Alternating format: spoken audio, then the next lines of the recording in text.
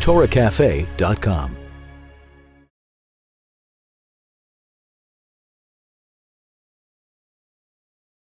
Welcome to the fourth part of the series about how positive thoughts influence and create positive results. I wanted to take a different approach tonight. Last time we discussed the idea of bitachon, of trust. And when a person really trusts in Hashem, good results come about from it. The idea of think good and it will be good. Now, again, if a person has sincere and true positive thoughts, they really believe it, that good results will follow. I want to take a different approach tonight. It leads to the same end, but it's a different way of thinking about it. And it's a way of thinking about it that maybe a person can think about it in their daily life. It will have special meaning to those who are scientifically inclined. The modern physicists teach us something very interesting. They say, in a similar way to Judaism, that the world as we know it exists in multiple dimensions. That there are multiple dimensions to what we call and perceive as reality. One dimension is length. The second dimension is length and width. A two-dimensional object would be like a photograph. The image in a photograph is a two-dimensional object, or a painting. The way that we could see a moving two-dimensional object. Everyone remember from the early 80s, the first Mario Brothers series? We had this like flat man, and he was like kind of like cruising along, jumping over stuff. He existed in the second dimension. There was no coming out, or Pong. I remember Pong? I'm dating myself over here. I remember Pong. It's this two-dimensional tennis game where you have this flat ends, and they're hitting this flat ball back and forth.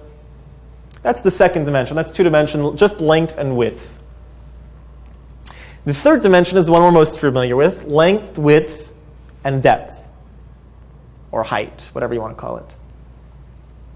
Now, for someone living in two-dimensional world, Mario, we'll call him, the thought of three dimensions, that there's not just going forward or going back, that you can go this way also, is unheard of. It doesn't register. It doesn't register in the consciousness of Mario that there's a third dimension, that there's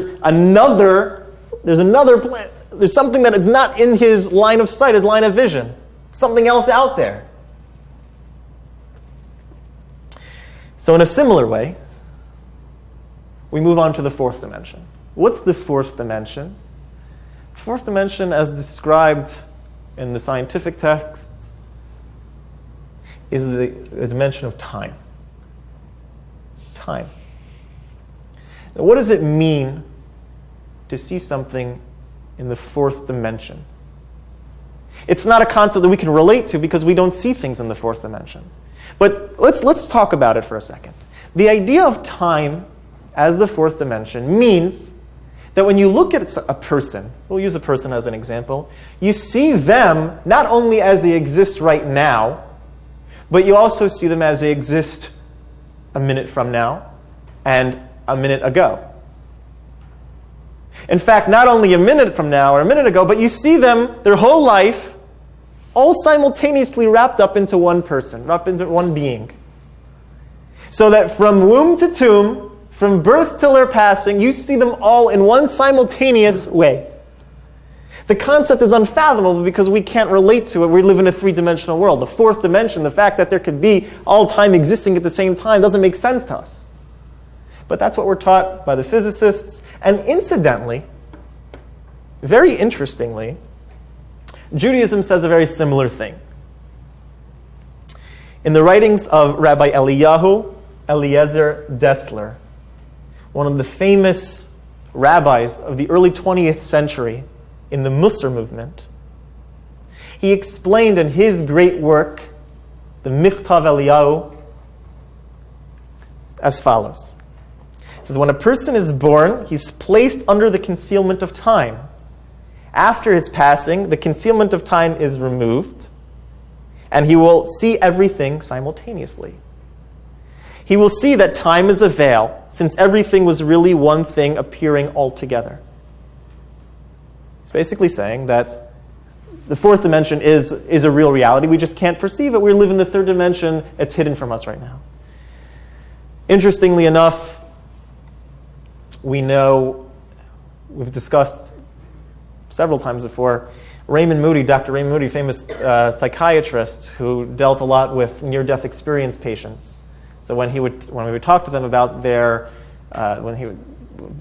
experience that they experienced when they had the near-death experience, they described it in a similar way, that it was more like a kind of moving to a different realm.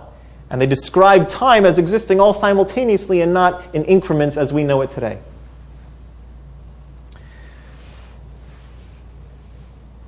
So that's the fourth dimension. So if you want to take it a step further, not just to the individual, that you see them from the birth until their death, all in one string, but take all of time, all of human history, from the beginning of time until the end of time, seeing it in one simultaneous bubble. That would be seeing everything in the fourth dimension. Everything existing simultaneously from the beginning of time until the end of time. Let's take it a step further. If we move another dimension, the fifth dimension, and we'll stop there for tonight.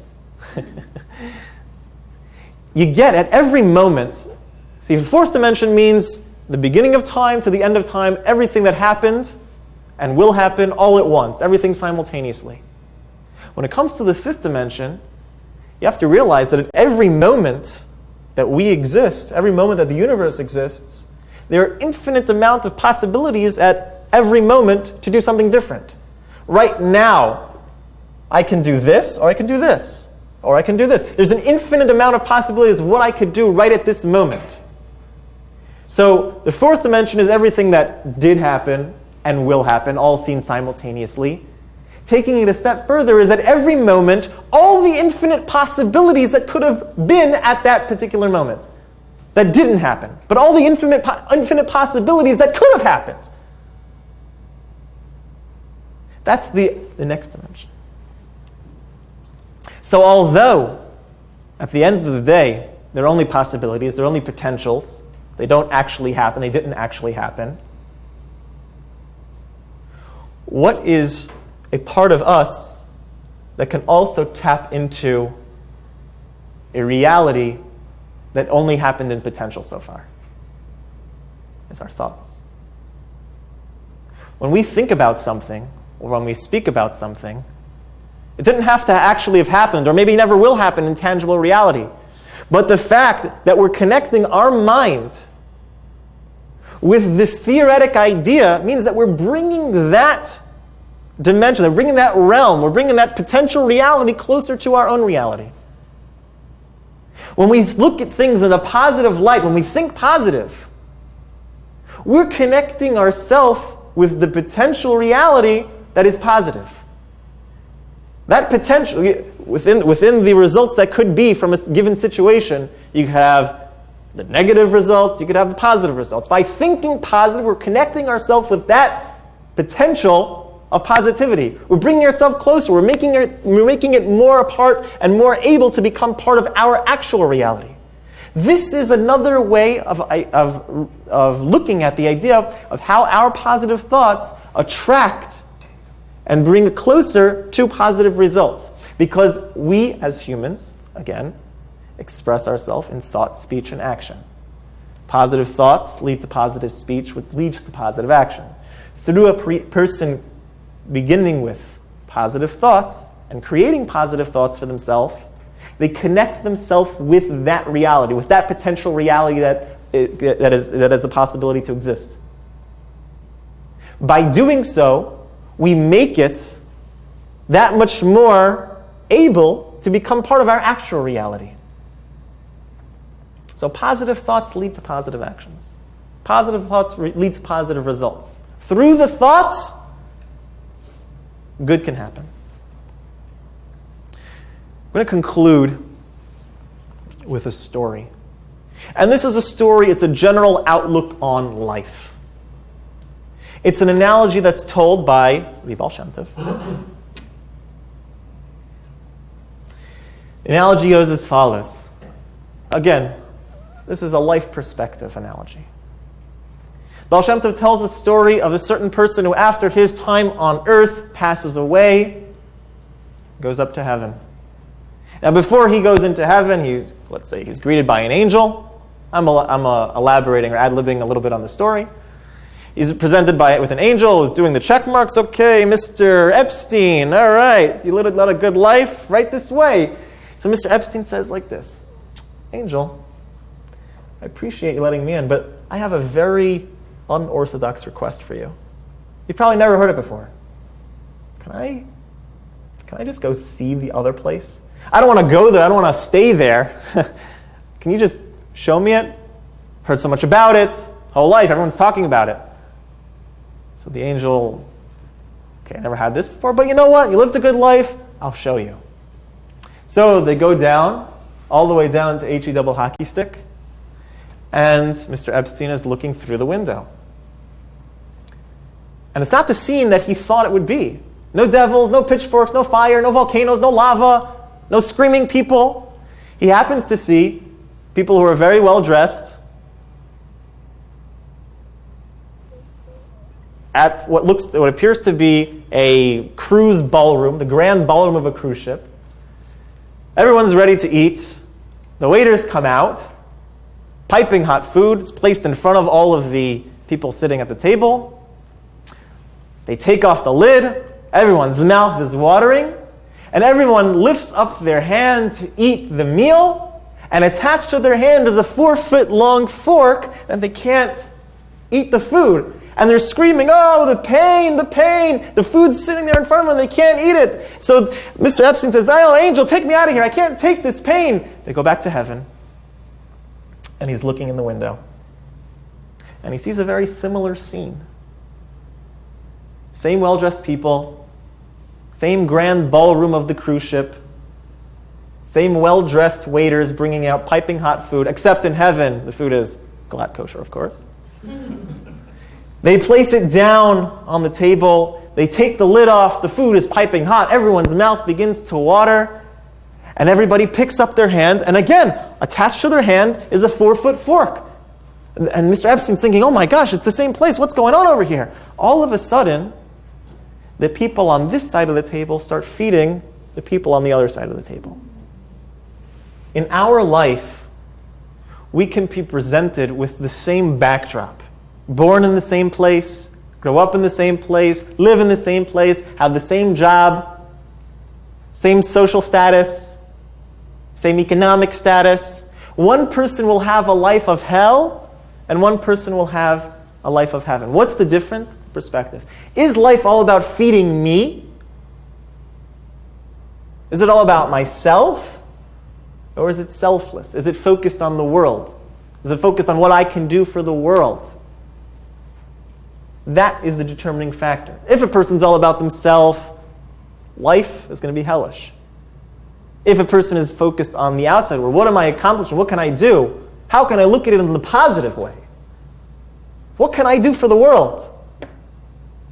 The results will be positive. The person will think positively. That will bring positive results in their life. They'll be happier. All through perspective, all through our thoughts. How a person lives is determined by their thoughts. This week's meditation, this week's homework, thing to think about, is this week, throughout your working life, when things seem tough, think positive. Think positive. Really trust, really believe that things are going to work out. And they will. You'll see it.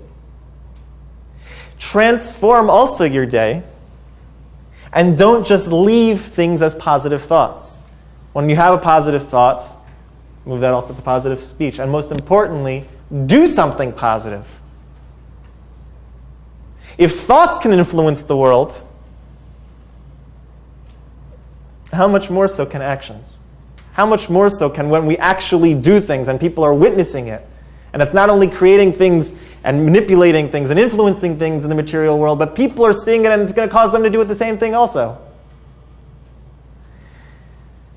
So it all begins with positive thought.